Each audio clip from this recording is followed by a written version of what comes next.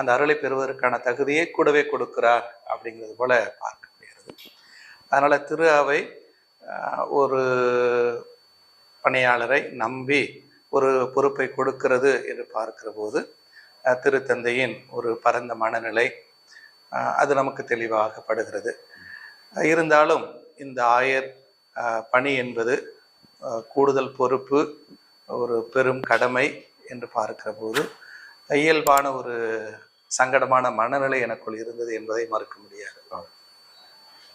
ஆனாலும் கடவுள் நம்பிக்கை இருக்கிறவர்கள் நாங்கள். அந்த அடிப்படையில் நம்மை அழைத்த கடவுள், நம்மை இந்த பணிக்கென தெரிந்தெடுத்து அனுப்புகிற கடவுள் உடன் இருப்பார். போக வேண்டிய பாதையை நமக்கு காட்டி நிற்பார். மிகுந்த வல்லமையோடு அவரே காப்பார் என்கிற நம்பிக்கை. நேற்று கூட திருப்பலியில் வாசிக்கப்பட்ட முதல் வாசகம் எரேமியாவின் அழைத்தலை பற்றிய இறைவார்த்தை பகுதி.